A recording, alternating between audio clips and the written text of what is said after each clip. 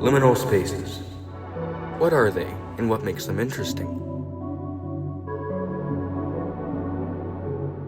According to Wikipedia and Internet Aesthetics, liminal spaces are empty or abandoned places that appear eerie, forlorn, and often surreal.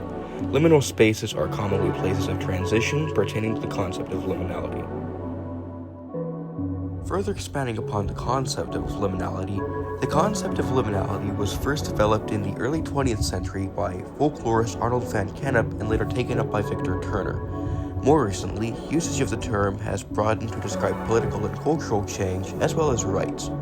During liminal periods of all kinds, social hierarchies may be reversed or temporarily dissolved. Continuity of tradition may become uncertain, and future outcomes once taken for granted may be thrown into doubt.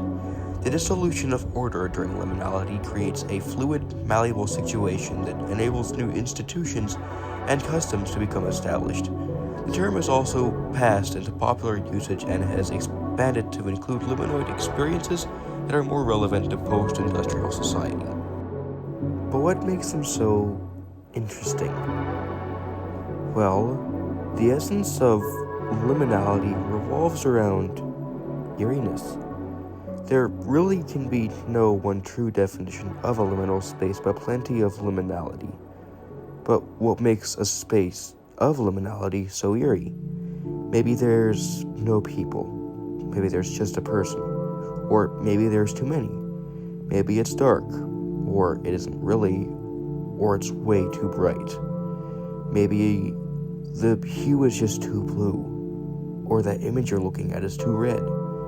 Maybe it's all too monotone in color, or the colors are just too muted. This, that, just something that's wrong. That's what you could look at as a liminal space. I'm not saying I'm expert in the usage of the term liminal space. Sometimes I know what I could be talking about, other times I don't. But what I do know is that we've all had our experiences with them. And there's no way we haven't been stuck in a liminal space at least once in our life. My first experience with liminal spaces was probably sometime around 2023, sitting on the couch, watching TV, when I just opened YouTube and started scrolling. Eventually, I saw a video called Places You've Seen in Your Dreams, and just began looking from there. Eventually, I found a video with music from Dot Flow, Yume Nikki, or so many other cool, beautiful games. And that's the thing. Something so simple as an image, which is a gross misinterpretation of a liminal space, could have such a wonderful community. The thing is, a liminal space could make you wonder as equally as it could make you, maybe, terrified. But liminal spaces are equally supposed to give trepidation as they aren't. There's an explanation on that. I'll elaborate.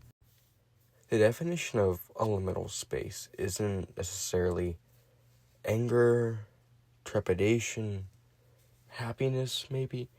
It's not anything. That's not its definition, but it makes you feel numb, melancholic.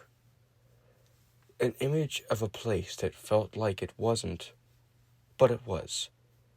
Anywhere from, like, the 60s, maybe the 2000s. That's the point. That, like, a mall. You've been in there. They were popular in places like the 2000s. Like, anywhere, like 2005, there's a mall. Whitefront Mall. I think it was up there in Michigan. That was a place once populated by people. I used to go there. Now it's gone. But it was there, There's photos. And the thing is, that's what happens with these liminal spaces. Sometimes if no one goes, there's a differentiation between liminal space and uninhabited. And Whitefront Mall went from liminal space to uninhabited. And unfortunately, it's gone. But in the word of Jaden Salads, may it rest forever in liminality. Well, there is a part why this section is silent, and I suppose we get to that part.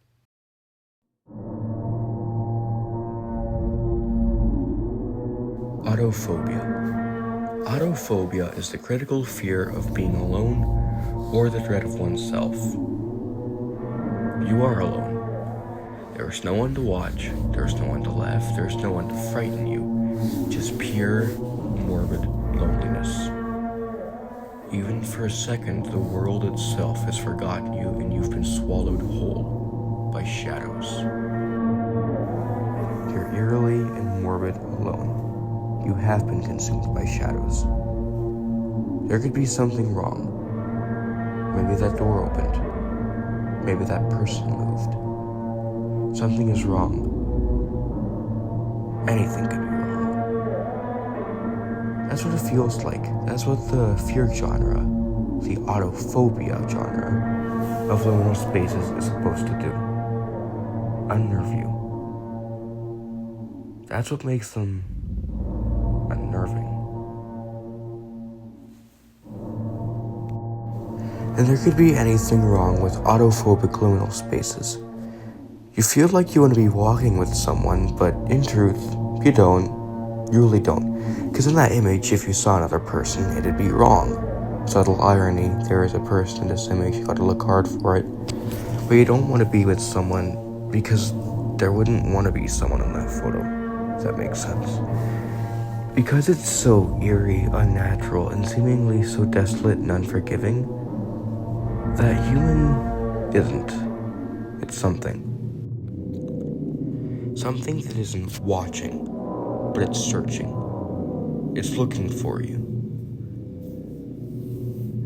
And that's one thing to be talked about in liminal spaces. Monsters. Maybe that one that's hiding behind the box and staring silently, or that one that's standing in front of you brashly and bluntly. You couldn't care less. But at the same time, you could be the monster. Now, all monsters in liminal spaces are a crucial part as to why some are frightening. That's a topic that'll be reserved for another day. There are so many emotions to be described in a liminal space. Nostalgia, melancholy, happiness, but I guess in some way or fashion, tiredness. Not the one that makes you want to sleep, but emotional tiredness, because you're remembering. Well, I think this is where I cut it here. Liminal spaces are a wide topic. I know other people who've explained it in better ways than I ever will be, have done much greater jobs at maybe entertaining you, but really, thank you for sticking around. Thank you for listening to me. This is my first YouTube video, and goodbye. I'll see you again.